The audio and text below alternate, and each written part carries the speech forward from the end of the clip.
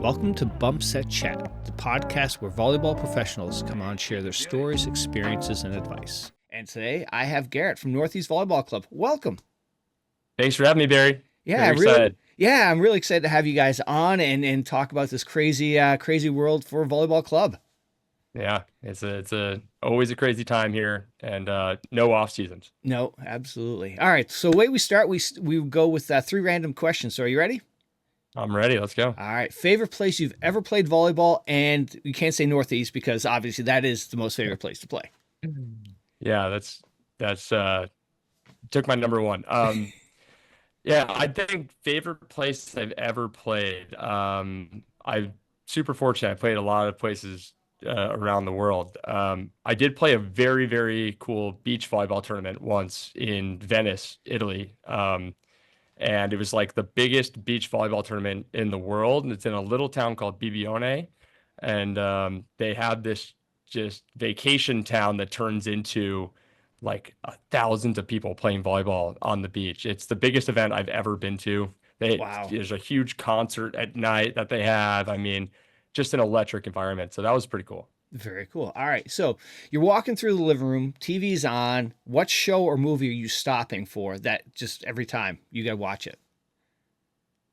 I'm a big Lord of the Rings sucker. So any part of the trilogy is going to get me to stop. I'm going to go all in.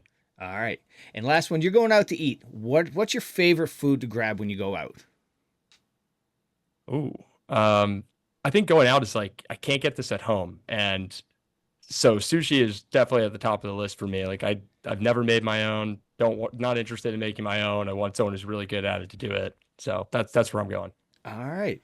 Well, okay, let's get into this. First of all, I had one of your past players and one of your past coaches on. I had Maggie Carley and I had Tim McIntosh. Both had nothing but fantastic things to say about you guys and the club you have there and their experience. Awesome. Yeah, those two in particular happen to be two of the best people of all time. And super fortunate that they have nice things to say about us because we would reciprocate them. Yeah. You're rolling into like sort of the busy time of year with club just getting started. How are you guys doing right now? We're doing well. We're about to set off for the races here next week, and we've got our, first days of practice coming up. Just finished tryouts last week for our younger teams. Yeah. And finished our older teams back in August. So we've got rosters are locked and loaded. Coaches are ready to go. We're already game planning for, what's the first few weeks of practice look like across every age group. And, this is the fun stuff now. We've gotten through a lot of the logistical terrors of doing club things, and we can actually start thinking about volleyball and having some fun. And, we're excited. Excellent. Yeah, I know my daughter's just, she wrapped up her high school season and they just can't wait to jump back into club. It's just such a great experience for them. And it's just, it's a fun ride. It is. Yeah. I try my best to get out to a lot of high school games during the fall and just see some of our players, catch up with them and just go show some support. Yeah. And a lot of them drop that on me, that idea, like, I can't wait for club, but I tell them all the time, like, me too, but just enjoy this while you're doing it.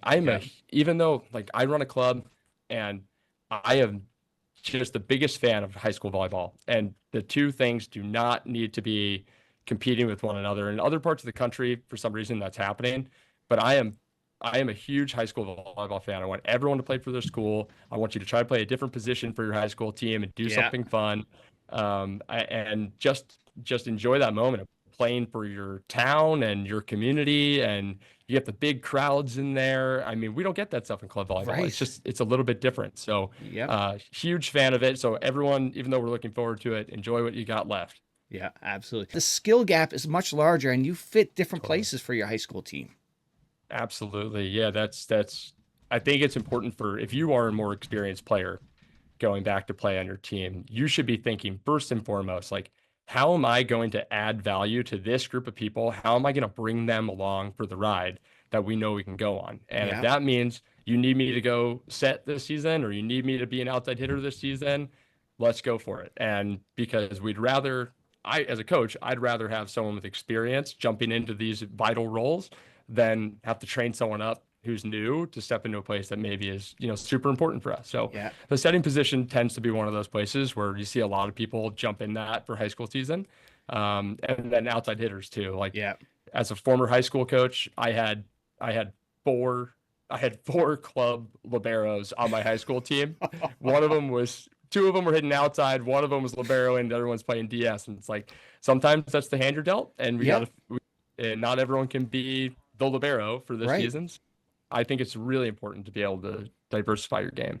Absolutely. Yeah. And then the other thing that you get, I've seen is like you get the club kids come back from from club into high school, and they're at a whole different level than the high school kids. And I had a very interesting conversation with Jacob Pasteur, who went to Ohio State, and he played at the national team at the same time. And he goes, when he came back from national team or the senior team to back to college, it was so hard because he's seeing things at different levels and just trying to, not get mad at his team, but just work with them was such an adjustment.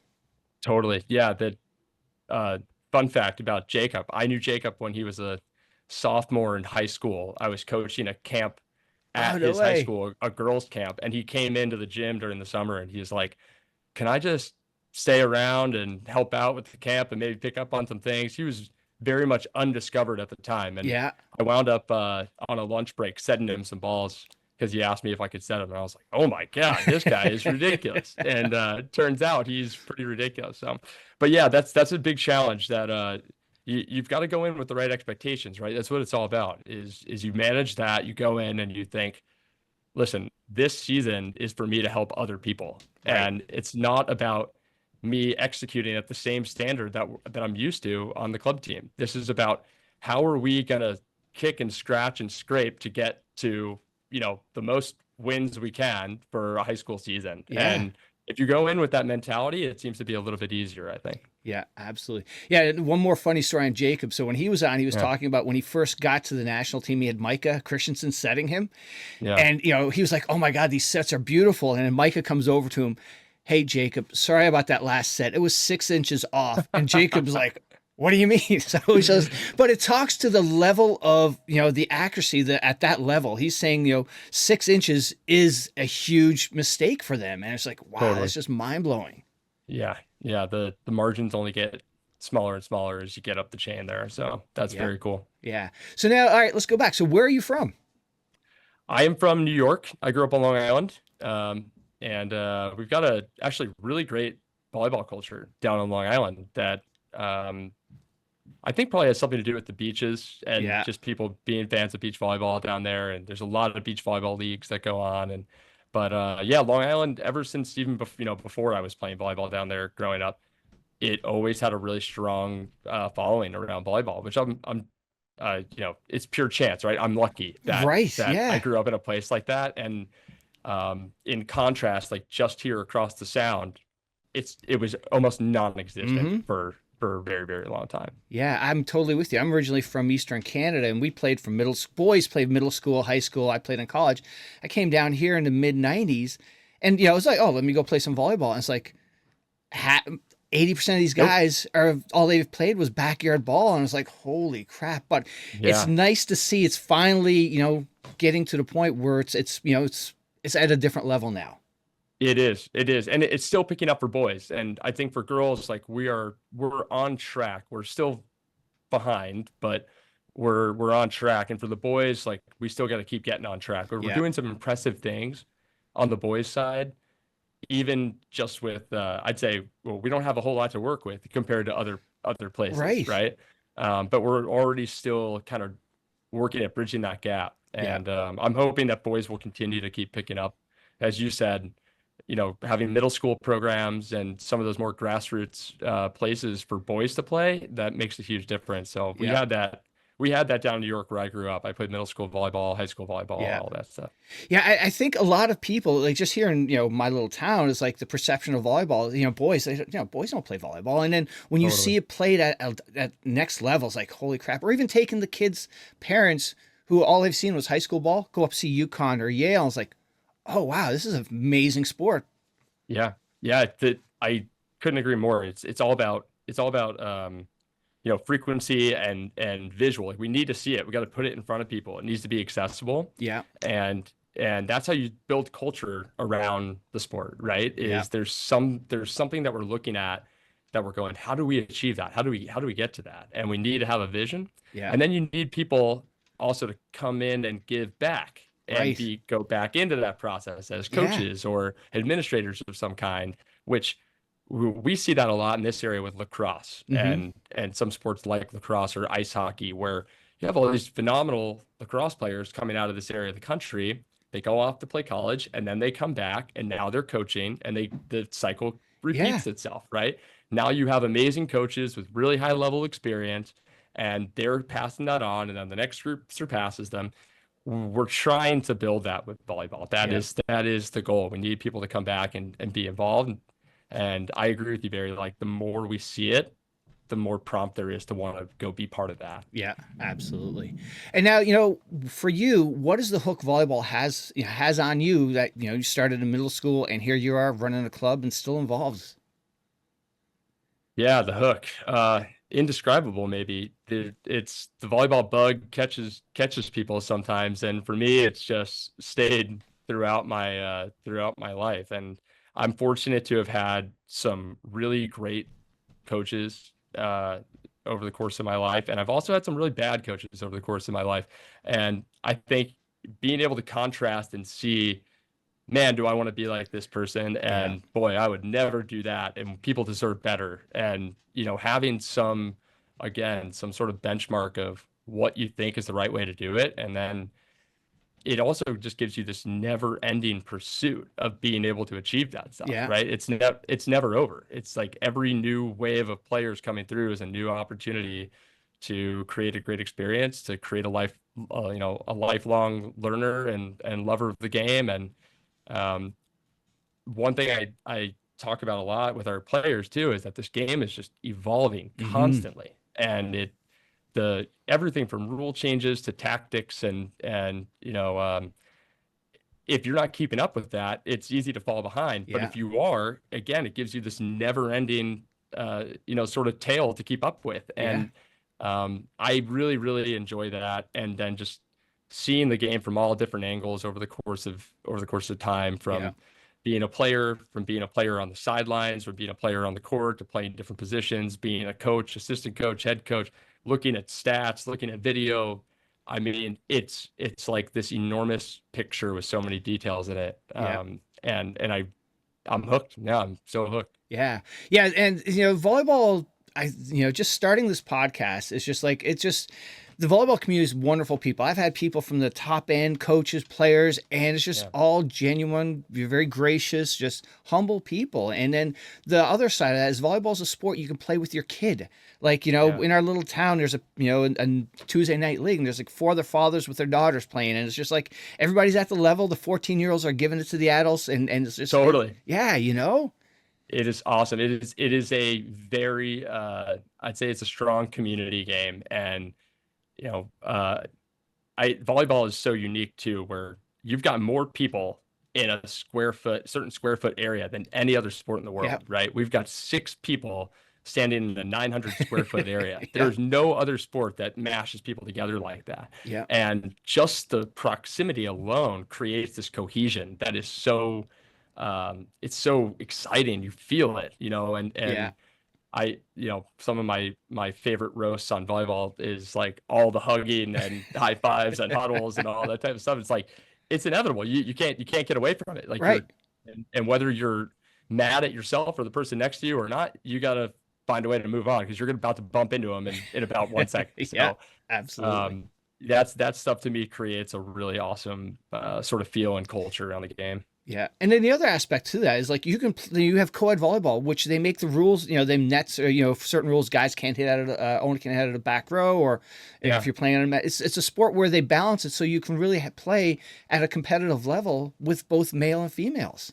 Totally. Yeah. And you see the same thing for kids growing up, right? Right. Like, we got lower net heights, lighter balls. Like and that's not so uncommon for other sports too, but the idea that no matter who you are or what level you want to play at or what the format is, there are so many different ways to enjoy the game. Yeah. And quite frankly, if you're a player, especially a young player, and you want to keep getting better, I would recommend you play every variation of this game that exists. You should Yes. play doubles and triples and quads, and you should play reverse co-ed and co-ed, and you should play you should play, 6-on-6 on the sand, and you should play on the grass, and you should Yeah. play anything you could think is that some form of volleyball?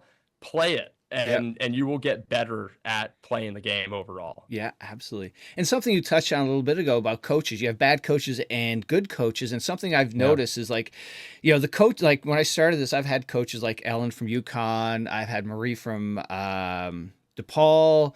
It's just, and JoJo from down in your neck of the woods.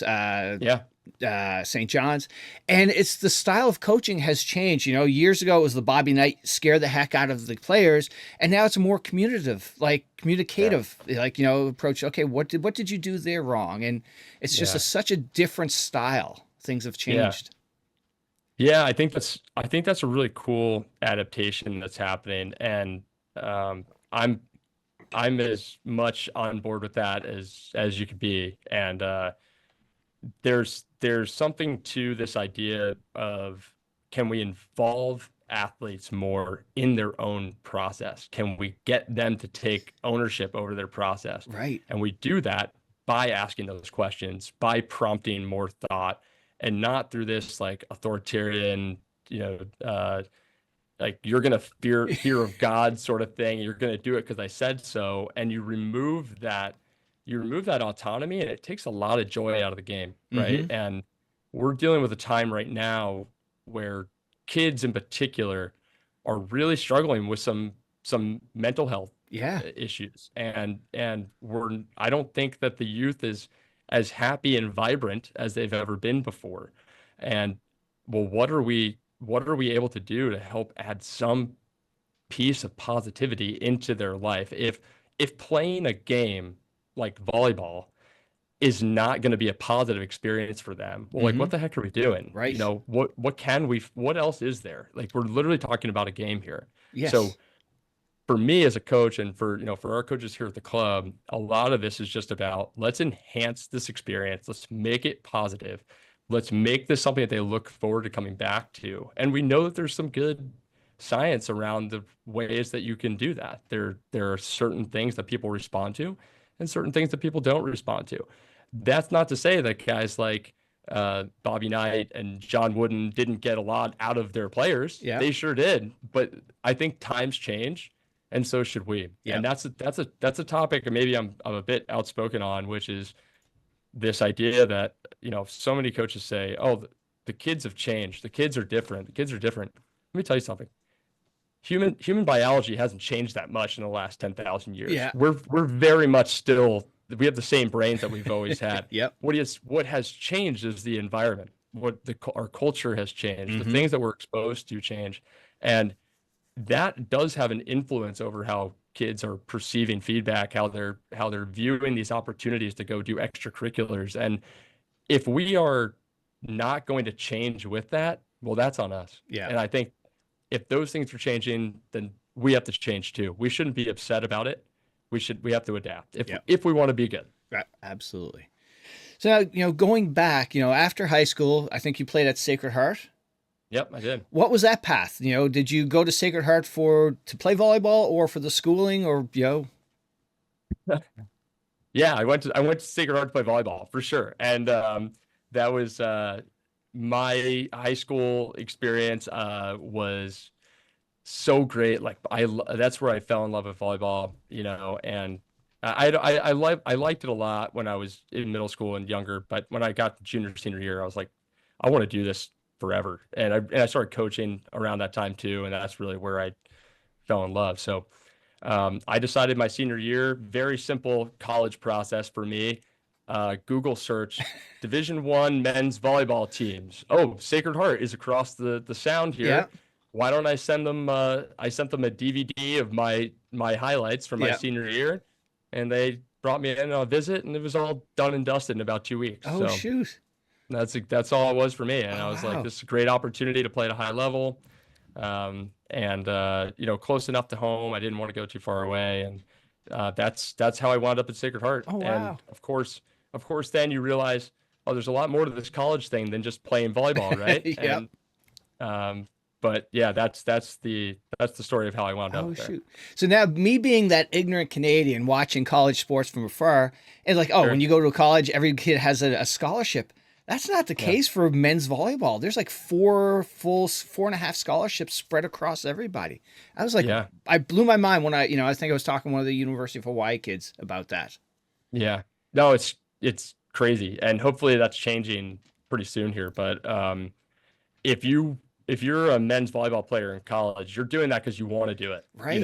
and you're gonna go, I was on student loans, and just to be able to go to this school where I thought, hey, here's an awesome opportunity for me to get to go play this game that I love. And look, I have no regrets. Like, it set me up on a path to be where I am today. And that's not going to be the case for everybody. You don't, Yeah. it's not always being pro in volleyball is not always an option, or any sport for that matter. So, um, I think if the environment were different, if it were more like today's environment, I would have had to have, reevaluated those choices a little Yeah. bit. But just time and place, and it works out. But yeah, men's volleyball is still one of those sports where, again, you've really got to want to be there, and you're there on your own accord, and you're Yeah. there on your own dime for the most part. And so there's a lot of passion behind that, I think. Yeah, absolutely. And now, what were some of the highlights from playing at Sacred Heart for you?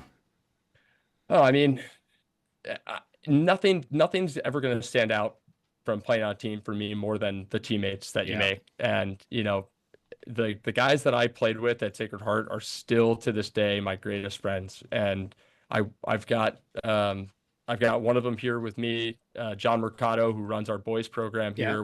We played together at Sacred Heart for 2 years.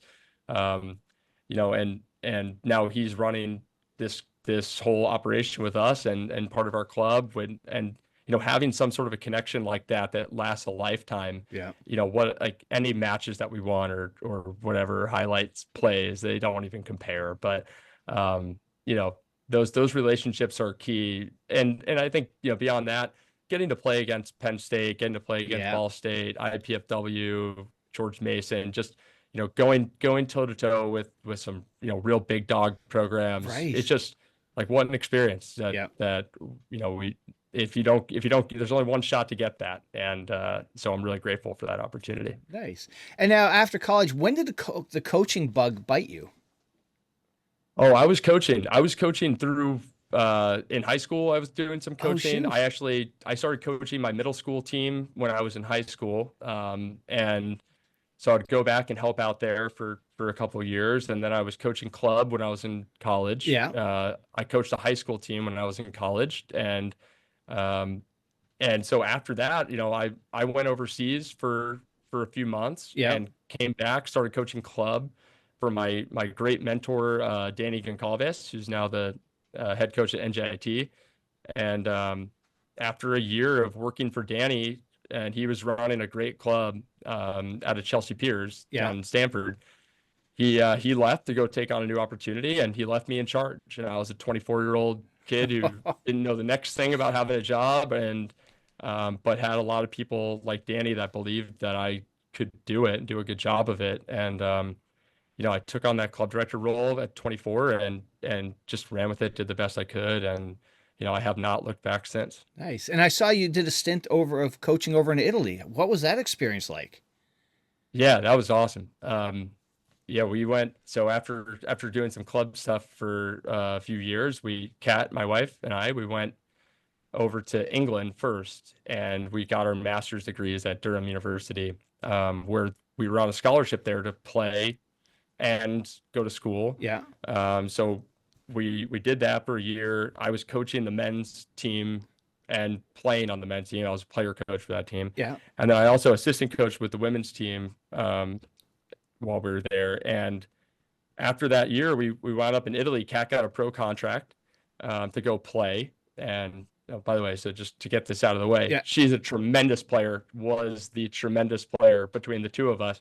And I was lucky to get to go along with her on her visa. And when we were out there in Italy, I had I was I went to every single practice with the team for like the first month. Yeah. Just helped out. I mean, I'm talking about shagging balls or like anyone need anything, you know, I'm just like, I got nothing to do. I'm living in Italy, Right. carefree. So, you know, after I was there for about a month, I had some conversations with the manager of the team, and he decided to bring me on board as an assistant coach. And I mean, absolutely amazing experience. Just professional volleyball is not like anything that we have over here. It's not Right. like college volleyball. It's and you know, watching people show up day in and day out, like, you know, it's like they're walking in with the briefcase and the tie on, like, this is what I do, this Yeah. is my job, and you got to show up and play every single day. And we had people that even on that team that didn't perform and lost their jobs. Yeah. And it's cutthroat to a degree, and you know, you're fighting for your livelihood out there on the court. There's a whole nother layer to it. Oh, I bet. And the dedication of the staff, like, I learned so much about what it takes to be great, what it takes to win a championship, what does that dedication look like? Everybody wants those things, but the staff that I was with that year, the work that they put in was like nothing I'd ever seen before. Yeah. And that's the inspiration, like when you're part of something like that, and when it pays off, and you know, we win the A2 Serie A2 championship, you're like, okay, this is it. This is what it looks like. This is what it takes. And you've got some bones or structure of an idea of how to bring that to other parts of your life, right? Yeah. So one of the most influential things that I've ever done, and so grateful for that opportunity. Nice. Now, two things there. So one thing, you know, when I think of volleyball, I don't think of England. What was volleyball in England like? Yeah, volleyball in England is interesting because definitely those two things don't seem like they match Right, up. because they think of soccer or darts or Yeah. something. Like, you don't think of volleyball as, you know, as a big sport over there. And to be fair, probably neither do a lot of the English people over there. They don't. It's not necessarily their national sport or anything, but they do have a very cool program at the universities over there where, you know, they bring in American athletes or foreign athletes to do master's programs, and they have them compete in sports that are not necessarily, you know, big in their country. So if they want to win these you know, national championships, they're bringing in more experienced players in games from other parts of the world. Yeah. So, you know, they even at our university at Durham, they even have an American football team, and Oh my God. they have an entire league across the universities that have American football teams. No way. Well, there aren't a lot of British guys playing American football, so Right. they're bringing in Americans to come play. And same thing with lacrosse. Yeah. Same thing with water polo. Oh shoot. And so we're in a town, you know, up in northern England that's full of postgraduate American athletes, you know, from all over the country. And that's who you're going to grad school for this year. So in a way, it's like you're in a foreign country, you're having this abroad experience, but you're surrounded by this American community the entire time, which is kind of funny. But the league there is, again, because it's comprised of mostly post-grad athletes. Yeah. Every now and then you have some teams that are, you know, maybe more from the London area where you've got a bigger international populace, and you've got some, you know, Polish players and Moroccan players and things like that are playing on the professional teams. But for the most part, it's a lot of Americans playing. And, you know, you wind up going and competing against another university, and you know two people on the other side of the net because you played against them in college or in high school or something. Yeah. And it's a very, very cool experience. And actually, my sister-in-law, Kat's younger sister, is out there doing that right now. Oh, cool. She's over at Durham, following in those footsteps, which is really cool. Oh, that's neat. And then, you know, over to Italy, did you have any insight of sort of how they're, you know, shoot, I'm sure they don't play in school, but they probably play clubs and whatnot, how the kids get hooked into volleyball and go through the system? Yeah, I spent a lot of time trying to figure that out while I was there, actually, and trying to just be observant. I even went to a few juniors practices and regional championships and things like that. And their system is so different than something that we'd be used to. I mean, at 14, you have rights as a player to you, and some club is going to say like, all right, you're in our club now, and you go and join this group and you wind up over there training with them from the age of 14. And then when you're able to go start playing in their professional league, now they can either move you to another team or they can keep you or so on and so forth. But I mean, these kids are training at like volleyball specific schools and clubs from 12, 13, 14. And they also have some really cool systems for kids with the way they structure play from a young age. They do a lot of what they call mini volley, which is half court 3-on-3. And that's how you play up until you're like 12. Oh, shoot. And it's like, that's the only form of volleyball that they're doing. It's all 3-on-3. And I go to these tournaments out there and they've got 6 courts set up or 12 courts set up and they're all split in half. And you've got a team of like 5 kids with one coach that are rotating 3 in at a time, just playing half court volleyball. And you just maximize the number of touches that people are getting by doing it that way. And then the other cool thing that they do is that U14, they're still playing on a U12 net. So what we would do in America is have a lower net for U12. Yeah. And they keep that lower net all the way through 14. And these young women are jumping and just banging away on this lower net. And they're like, the velocity is different. No one's hitting the ball up. Everyone's hitting the ball down. Yeah. And it just makes everyone better defenders. It promotes good attacking mechanics for younger players. And then as they actually grow up and the net grows with them, it makes a little bit more sense, in my opinion. Cool. So some really cool differences there from what we do. All right. So you came back from Italy. Was starting your own club your sort of next thing to do in the cards? Yeah, that was in the cards from when we were in grad school over in England, and we went through grad school planning the business at the same time. So as we're learning, we're also going, okay, this is how we're going to structure it, and this is how we'll, these are some great policies or whatever, and also trying to figure out like, how do you run a business? Like, what does that take? Right. But while we were in Italy, we did all the legwork ahead of time. It's like we set up bank accounts from abroad for the business. We incorporated the LLC from overseas. And we got all the branding, logo designs, all that stuff was done during our year in Italy. Oh, shoot. And so this was the goal from the get-go. And, but at the end of that season in Italy, as I mentioned earlier, we won the A2 championship. We're getting a promotion to go to the A1, which is like the best league in the world. Yeah. And we had a sit-down meeting with the coaches, the managers, and they offered us to come back and to do this inaugural season in the A1, which, like, oh my God, what a dream. An opportunity, like something that we never would have ever thought about. And it was a really tough choice, but we said, you know what, this is awesome. We appreciate it, but we got to go back because we got a big dream and we got to go start laying some roots down. And we felt like the clock was ticking on that. Yeah. And so we got back in May of 2018 and just hit the ground running. And wow. Yeah, it was a tough choice to leave that on the table, but ultimately the right one. So yeah, no doubt. And now, did you have, there's a location, where you wanted to set up already in mind? You knew it was going to be in Connecticut. Definitely knew it was going to be in Connecticut.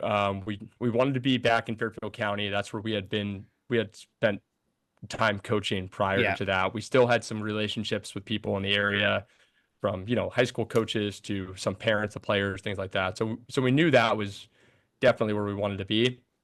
And we also just believed in this area and what it could do. And you look at some other sports and the success that they have, and like Fairfield County has produced Little League World Series championship teams. We've produced national championship junior hockey teams, some of the best lacrosse programs in the country.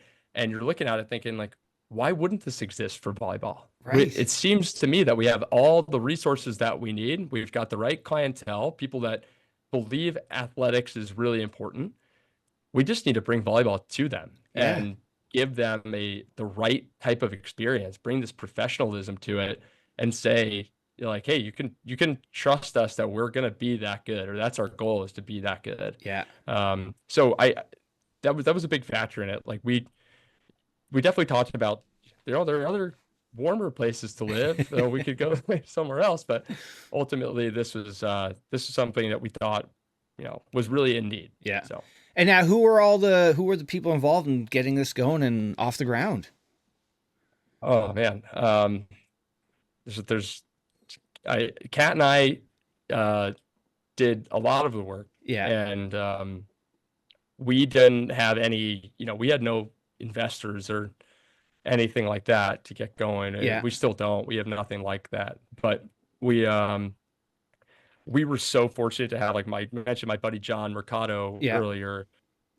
He right off the bat gave us a place to live. He owned a second home, and he's just let us go live in his house almost rent free for the first few months. I mean, like, we had no income or anything. We're just starting a business. We have nothing. And having someone in your life like that to be able to give you that type of opportunity, and then also be involved with starting it and putting in the legwork and helping to recruit coaches and players. And he was so instrumental in founding all this. And we also have, I got to give a shout out to three amazing friends of ours as well that were all part of this process. One is still with us right now. Frog Ogilvy is our 16s coach. He was with us over in Durham in England, and he was finishing his PhD back home, living at home in South Carolina. And we just called him and said, "Hey man, we're going to start a volleyball club. Do you have anything going on right now?" And he's like, "Not really. You want to come do it with us?" And he's like, "Yeah, let's do it." And I mean, he was there within 2 weeks. He drove up. He lived in that house with us. And then my other great teammate from Sacred Heart, Nick Hunt, who also same situation, had just finished playing overseas in Denmark, was back home waiting for a pro contract, trying to figure that out. I said, "Man, just come up here and let's start this club together." He came up, he lived in the house. So now we got 4 of us in the house. And at some point, John was also living in the house. So there's 5 of us in the house. We just had a volleyball symposium every night at dinner. Shoot. I mean, and then Kate Foman, who also was in England with us, and her husband Blake was working at ESPN, so she was in Connecticut. Yeah. She's like, "I want in on this," so she came down. She got involved with coaching with us the first year. I mean, just we relied so heavily on our friends and teammates, which is such an important message for what really matters when you're out there playing, even at a young age. Like, the connections you make will carry you further than the points you win and the matches that you win. So that's a big testament to that. And those guys all were huge in helping us get this going. And it's funny because that speaks volume to the volleyball community. Like, I don't know if any other sport would have that sort of same connection, and just like, your friends come in, the love of the sport, everybody gets in and runs with it.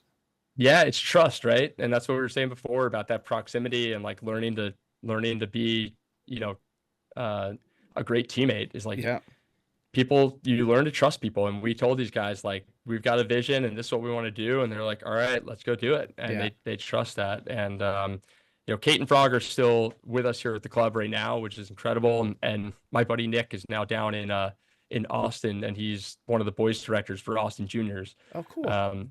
So even just watching, him take that next step and be inspired to go want to be a director somewhere is, it's really, really cool. Excellent. Yeah, this past summer, my daughter did one of the day camps down there, and the facility you guys have is phenomenal. You want to tell us about, your volleyball center? Yeah, we're here at the Northeast Athletic Center, and it's been open now. We're heading into our 3rd season here.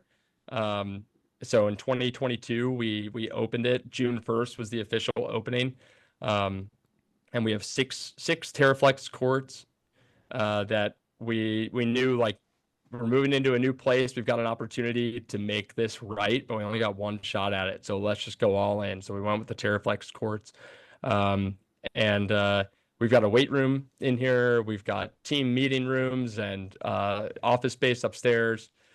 We've got a coaches lounge where we've got now a bunch of coaches come in during the day, do like their work from home stuff here, and then get ready to coach their practices at 4 o'clock. And it has become a hub, like a real community hub for people. Yeah. And we've got some athletes that come here right after school, and they're here until 9 p.m. and they're just doing lessons or weight training or just doing their homework or practice or whatever. And that's really what we wanted in a location was, something where people could feel comfortable just spending their day here. Yeah. And you have this presence of players and coaches and parents that are, it's really turned into something more than just a volleyball center. Yeah, and from where we play too, it's the vibe. Like you have the volleyball friends there that are separate from the school friends, and I think that's such a great, sort of separation for the kids to have as well. Yeah, agreed. And you see it with the parents too. Like I've had parents tell me like,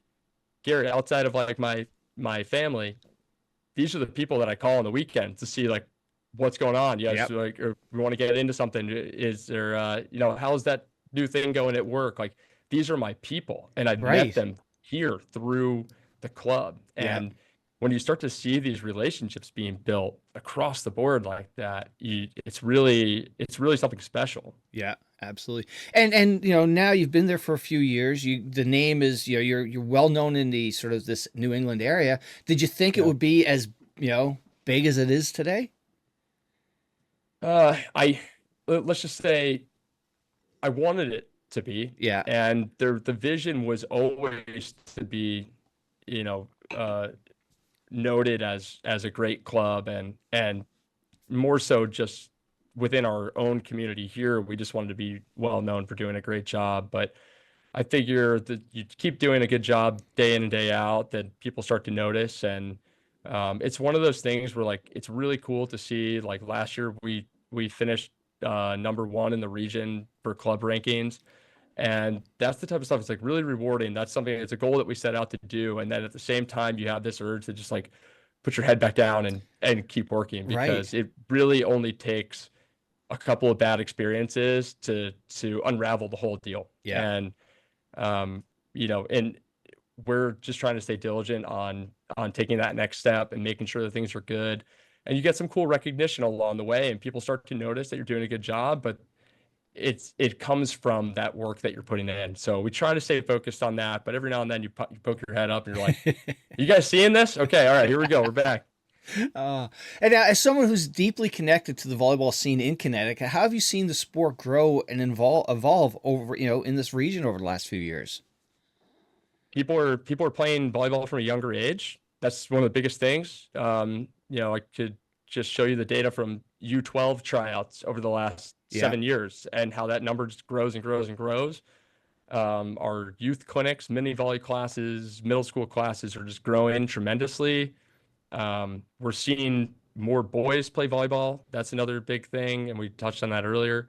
And then we're also getting no knock to anyone that ever played volleyball in Connecticut before, but we're getting better athletes playing the game now. It's now becoming a sport where the best athletes are thinking, that looks like fun. I could do that, and we used to lose those athletes to basketball, to softball, to soccer.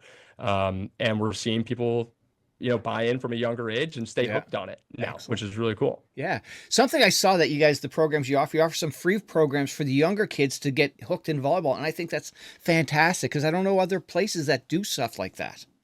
Yeah, that's big. Like, again, grassroots stuff, community involvement. Like every year we do something like that here. In the summer, we do a new kids on the block program, is what we call it. And it's on Fridays, and it's just like open to anyone who wants to come in and play. I think it's ages like 7 to 12. And we get, we'll get 20, 30 kids in the gym for that. And sometimes we get 5, and, but we're ready for 3 courts, and we got all the coaches, and it's like, hey, it's awesome. Like, make it an amazing experience for those 5 kids, and hopefully they all come back with a friend next time. And if we don't increase the accessibility and the visibility of volleyball and give people low stakes opportunities to try it, how are we going to grow the game? So it's that stuff's really important. And that's a big reason that we got to where we are is, John and Kat and myself going to local elementary schools and just being like, can we run a clinic after school today for your kids? And like, will be for free. And with the help of some parents, we're able to get in places and just set up a net in Nice. a gym and do things like that.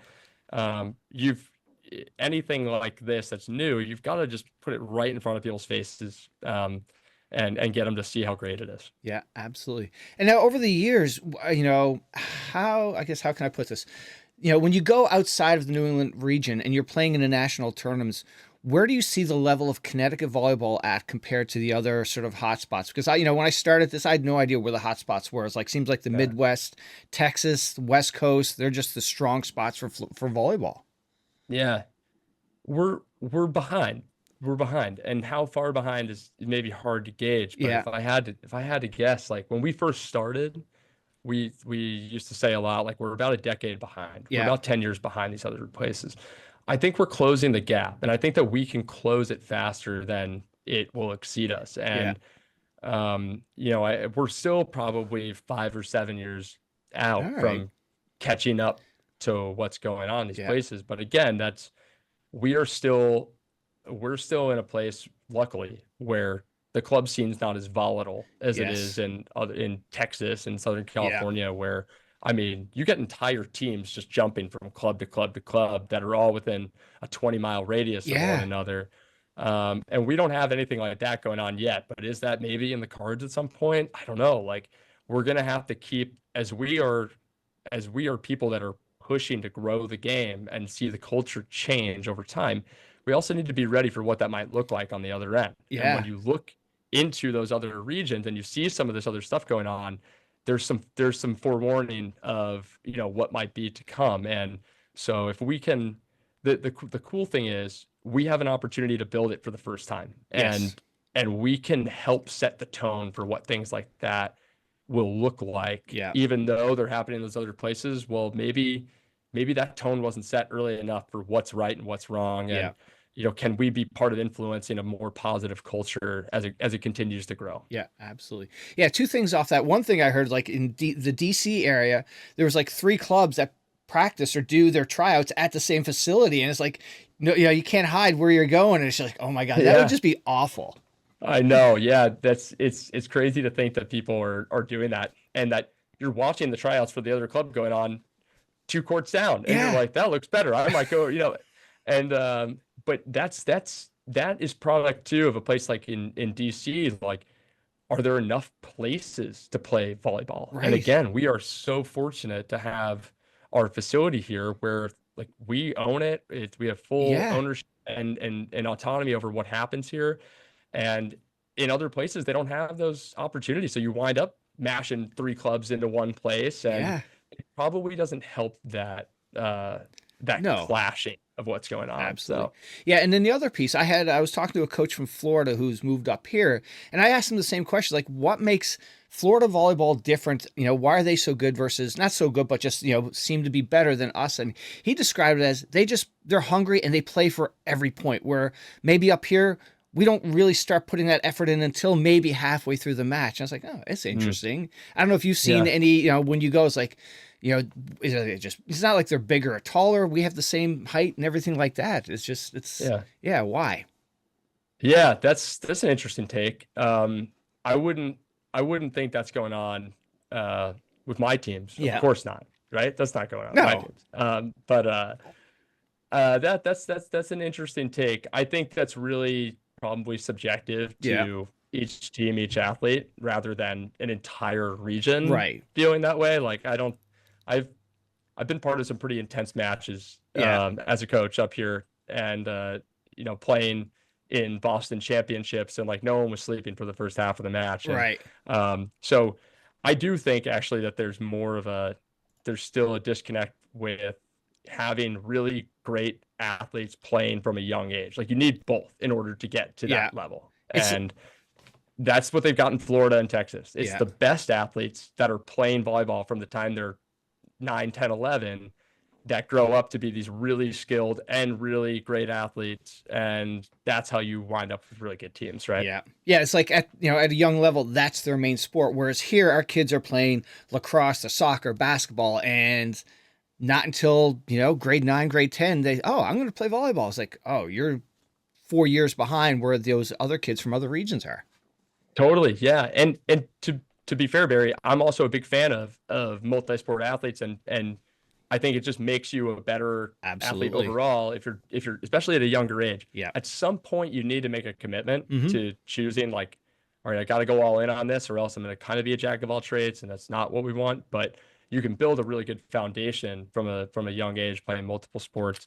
And I think that also helps promote this. Like, if you got a kid who's only playing volleyball from their time they're 9, Mm-hmm. not only is we getting some like repetitive use injuries and things like that, but Yep. then you also get this burnout. And it's like, we got to college, we did it, got the scholarship, congratulations. I hate volleyball. Right. You know how many college athletes hate volleyball? It's crazy that they're like, I don't want to, I have to do this. I have to show up. I can't wait till this is over. Finally the season's over, that type of talk. Like, I don't want any athletes coming out of my program talking about finally the season's over. Yeah. Like, I want them to want to play and love it as long as possible. Yeah. And, you can't feed all the peanuts to the elephant at one time. No, it's part of, like, when I was growing up, depending on the season, that was the sport we played: hockey or volleyball or badminton, something like that. But I think the genie's out of the bottle up here, or, over the years, is like, okay, you have the focus, and it's a year-round sport now. I don't remember, growing up, you're like, hey, let's go play some road hockey. Oh, let's go play some. Yeah. And it's like, I don't see that anymore of the kids just, hey, let's go play some hoops. And it's like, yeah. But like you said, I see from other, the conversations I've had with other college coaches, like, multiple sports are good from your, other skills you learn, along with injury prevention and things like that. You make your body stronger. Yeah. Yeah. And we could do a whole nother podcast on the, why don't kids play outside anymore thing. And, everything from how did we as a culture perpetuate that? Yeah. Stranger danger things and then device usage and all that type of stuff. But that's for another day. And then but just as far as going outside and playing volleyball, well, that's something you really don't see. Right? Yes. And that is like, how often are kids going out and just playing pickup volleyball on their own? Yeah. We don't have that here. You do have that out in California. You do have that down in Florida, and it's usually on the beach. Yes. And we are maybe missing that because of a geographic situation. Yeah. But, there's a reason that a lot of people in New York City know how to play basketball. Right. There's a basketball hoop every block that you walk. You can go outside and go shoot hoops.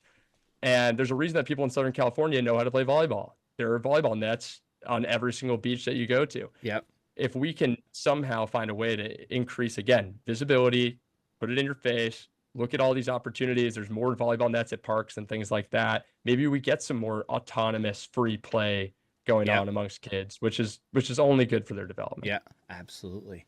And now, going back to Northeast, so you started, was it 2022, you said? That's facility. when we opened up here. Yeah. So we started the club back in 2018, but we opened up here in 2022. Now, I can't remember because COVID seemed like it was so long ago. Was that post-COVID, or like in the middle of COVID, you like, holy crap? Yeah. So going back to that coming back from Italy story and making the right choice on that, if we had stayed for one more year in Italy, we would have started the club in the COVID year. It would have been 2019, 2020, which, quite frankly, we probably don't survive that. Yeah. And as a club, we probably don't make it through that. But we had a year under our belt where we had at least established some that we can do a good job. We've got a good community, and we had some connections. People were really, really understanding, and that was the real power of community right there. People supporting us through that time.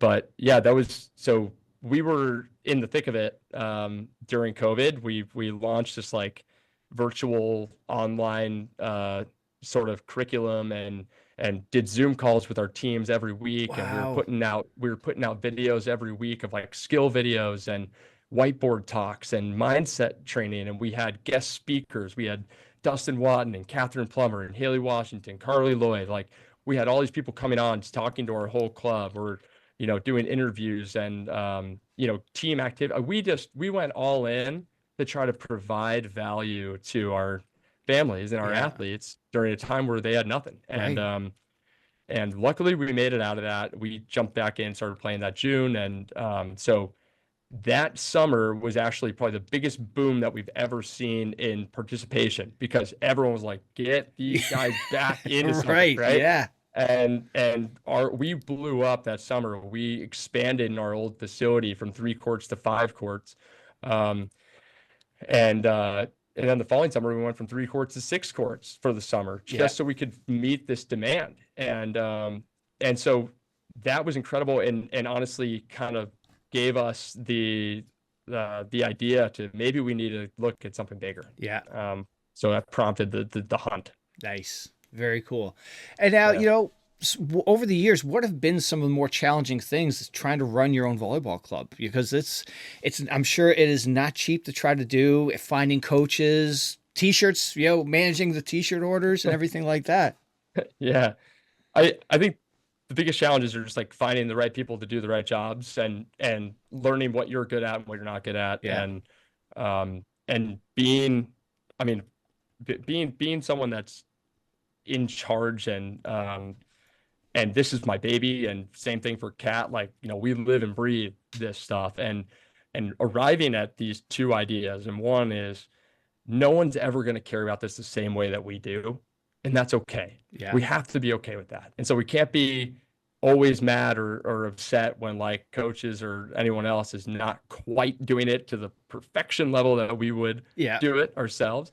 And then the other thing is feeling okay to like give other people things to do, and like give away some control, and let go of some pieces of the business, because you just don't have the capacity to do it all. Right. And so those are some real like internal struggles, right? They're not even as logistical. They're more like, okay, how I got to trust this person to go do this thing, and I'm just going to let them go do it. Yeah. And it's challenging, but when you find the right people to do it, and then you establish some of that trust, it gets easier as you go, and you see the value in it. Nice. So. And on the flip side of that, what have been some of the highlights for you? You know, the like, wow, can't believe we did that. Can't believe we had that experience. Yeah. Honestly, again, big relationship guy. The kids that we have met, the families that come through here, you know, watching a player progress from U12 to U18, and they achieve a goal of wanting to go play in college, and they you know, seeing them go on to that level. Like, I can't stop. I don't watch a lot of college volleyball, to be honest. I just don't have the time. But I've been watching more and more as the years go on, because they've got more and more players that are out there playing. So I just watch them play. Like, I don't tune in for the Texas Stanford match. I'm watching, you know, the schools that my kids are playing at.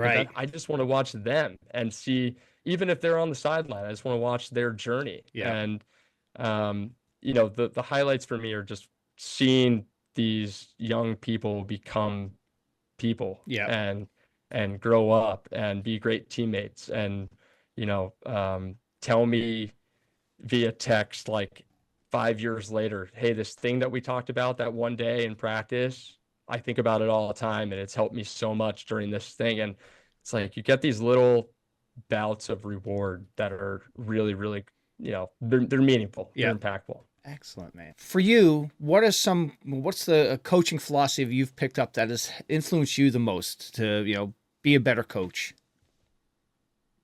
Yeah, I think as far as the philosophy goes, it's volleyball is just a series of repeatedly solving problems. And I stick to that to a T. And then you sprinkle in some things that are like, can we have a positive outlook on anything that we're doing? Can we take these problems that we're faced with here in volleyball and decide what our response will be to those problems? And volleyball winds up just being this median for like life lessons, right? And I think getting the athletes to really fully understand elements of the game is important, because it gives them the I just say the experience of learning to dive all in on something and understand your craft to a T which is only going to make you good at whatever it is you're doing, Yeah. right? And the problems that pop up, like the problem is they're serving it and we have to pass it to target. That's the problem. How are we going to solve this problem? And what's our first response going to be to the problem? Is it going to be, oh no, there's a problem? Or is it going to be, okay, how do we do that?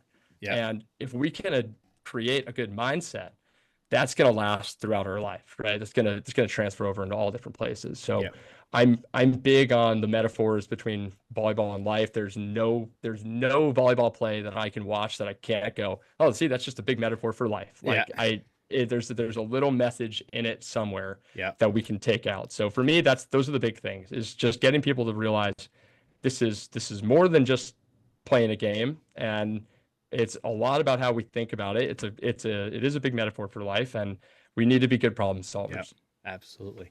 And now a couple minutes ago, you talked about, you enjoyed seeing the path, some of your players did from playing at club and then onto college.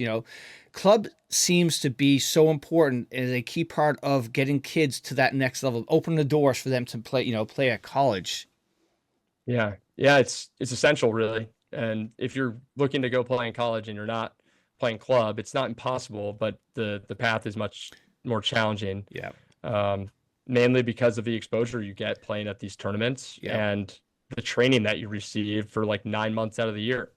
And one thing that has made it easier for our players to grow, to get to that level that they want to be at, is the fact that they are all playing here together, and we get all the best players to come play together, and it just ups that level of training. And if your practice gym is that competitive and the standards are high, we see that growth. And we also have a lot of coaches with experience having done that, played in college or coached in college or currently coach in college. And so we have plenty of people to be able to tell the tale of like, hey, guess what? This is not going to work, or this is going to work. This is going to last, And so it is essential now, if you want to go play in college, to be a part of a club and make sure you're getting enough film and training that people are going to be interested. Yeah, absolutely. And also, you add in that, the college coaches, they're playing at the same time as the women are playing, the girls are playing, so they don't have time. They're not going to go to a high school game to watch a team play. They're going to go watch the club tournaments and the championships, where they see everybody at one facility. And also the skill gap between high school, maybe from here at club, you're there. So you're seeing kids compete against kids at their own level, essentially, too. Absolutely. Yeah. And like you said, it's just a matter of convenience, right? Like I can go watch 100 kids play at this club event, or I can go watch one kid play at this high school game. And, some coaches are still old school, and they'll make the trip. Like they'll do the home visit and all that. We have a player who's playing at Kansas right now. And, Coach B over at Kansas came out here. He flew out here after she was committed to watch a practice in our gym, introduce himself to us, meet her family, had dinner at her house, the whole spiel. And to me, that's so awesome. But it's rare, and that you're going to get someone to go do that. It's really more about, here's my video. Do you like it? Yes. Okay. Here's where I'm going to be. You can come watch me play if you're going to be there. And that is kind of the blueprint nowadays. All right. And now, what do you see, or what do you guys offer at Northeast to help sort of make that transition or open doors for kids that are playing a club that may want to play at college? You see like these recruiting advertisements, like, oh, you need this recruiter. And it's like the coaches I've talked to at the colleges, they say, email us. That's sort of the, so what's your sort of vision on working with your players, and then, how to get them to that next level? Yeah. So Kat really spearheads our recruiting side of things. And so she'd be a great person to talk to about this too. But, I'll let her speak to her end of it. And I can just give you a summary, which is she and our recruiting team empower the athletes to own their own process, to take this into their own hands, and give them the tools that they need to go execute. What they don't do is do it for them. Which is what some recruiting services seem to want to pitch. Like, we will get you recruited And we are believers that you will get yourself recruited. And my side of the equation is more on the court stuff, where I've got a very simple solution to getting recruited. Get better at volleyball. If you're a better volleyball player, more people will want you to play in their program. If you're the best player in the country, you get your pick of the litter. If you're second best, probably still. If you're in the top 100, now maybe you got the top 5 schools are out, but you got the next. You know what I mean? So you keep going down. If you want to get to that, you've got to get better at volleyball. So don't forget that this is the most important thing you're going to do. Your videos are super important. The emails you write, super important. But if you're not good enough, you're not good enough. And so my job is to keep everyone focused on the day-to-day grind, get your head down, and let's put it in the work. Yeah, absolutely. And now, this past year, I guess this current season with college, they eliminated the double touch essentially on the second touch. What have you heard from a USAV standpoint? Are they doing something similar with this upcoming season, or sort of the status quo? Good question. So happy we brought this up, because I'm very pro remove the double. I'm all about it. Big fan. And I know it's controversial. So, and I think it's great. And I think it's probably more and would have more impact and weight at the younger age levels. And if we can get this rule implemented into USAV and AAU for, U12 and all the way up, we're only going to see positive return on that. And, it's such a common scene that a young player goes to set a ball and doubles it, whistle, double touch, and doesn't set a ball with their hands again for the next point. Yeah, they're paranoid. Like, this is what we achieved. We achieved deterring someone from trying the skill that we know is correct because they're afraid of this thing that happened, even though maybe they do it 1 out of 10 times. And now we've struck them with that fear. If we get rid of it, we've got more people willing to try. And we have less fear in the game. And we're not deducting from the quality of it, because there's still no advantage to setting a chunky ball. Right, exactly. It's still not good. So we'd still want to do it the right way, just without fear of the consequence of that. And removing subjectivity from the call. Like, it's one thing if I hit it out, it's out. Yes. But it's another thing where I've got to listen to someone else say, well, I thought it was this. And, I just don't agree with that. So I haven't heard anything about official rule changes coming, but I can tell you that since the rule has changed, there's been a very apparent leniency on double touches throughout USAV, including this past year at AAU Junior Nationals. Like, the double call was almost non-existent, which is great. So no one said it out loud, which maybe sparks less controversy. Right. But the refs seem to have been briefed on this, like, hey, go ahead and swallow your whistle a few times on this, because we want it to become a norm. Yeah. Well, we've seen this past high school season, different groups of officials are doing it different. I was like, initially when I heard it, I was like, I'm a setter, and I hated it because it takes a purity. But I had Matt Ulmer on from Oregon. He goes, when a quarterback throws a lame duck, it's not going to help his receiver. So, who cares if that spin? It's not going to be a great ball for that hitter to hit.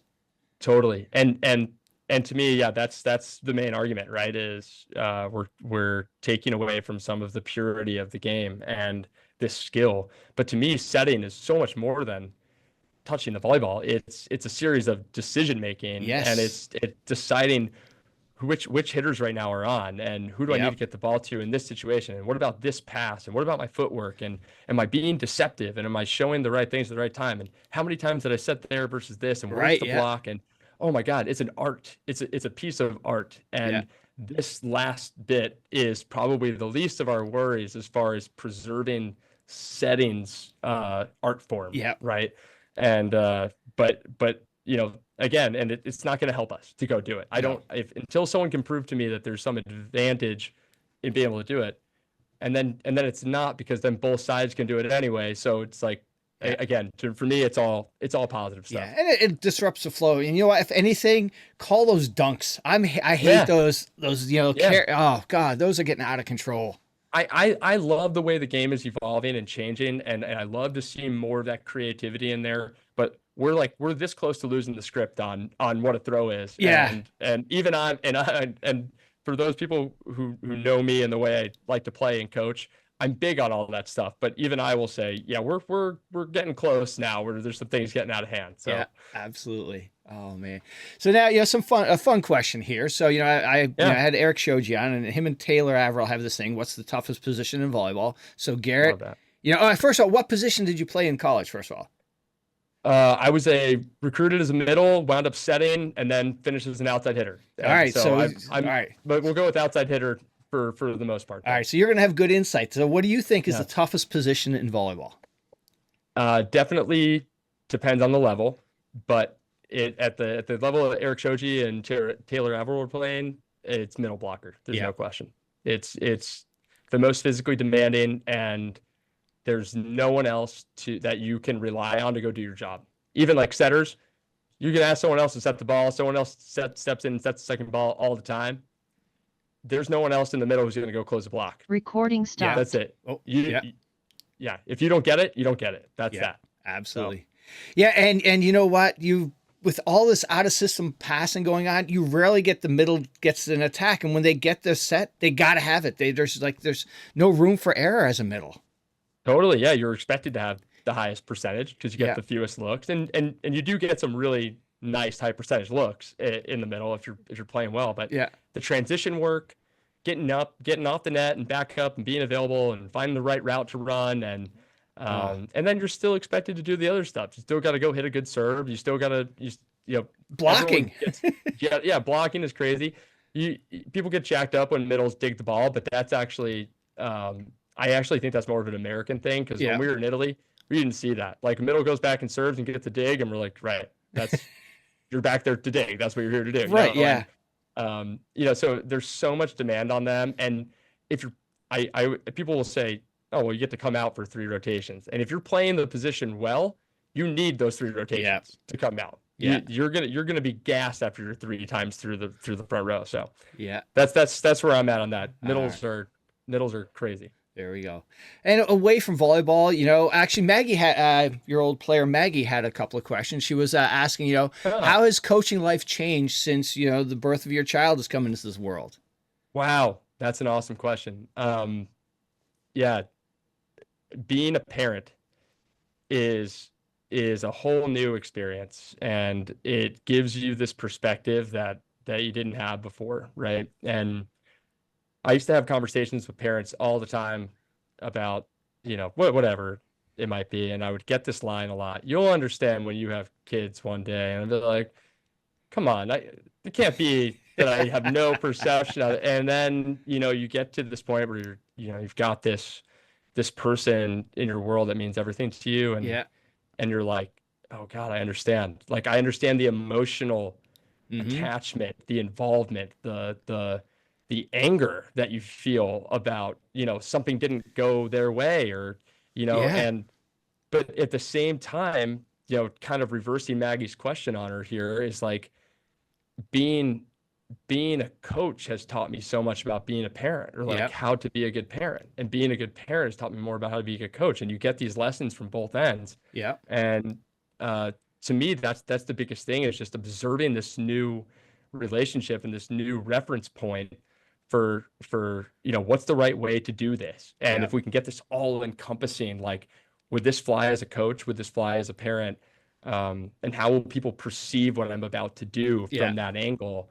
To me, that's the biggest thing. It's just, it's a beautiful, beautiful perspective. Yeah, absolutely. Scariest moment though is when you leave the hospital, you look back and that baby seat is like, holy crap, there's no user manual. What are we going to, Nope. It's a ride, man. Nope. Yep.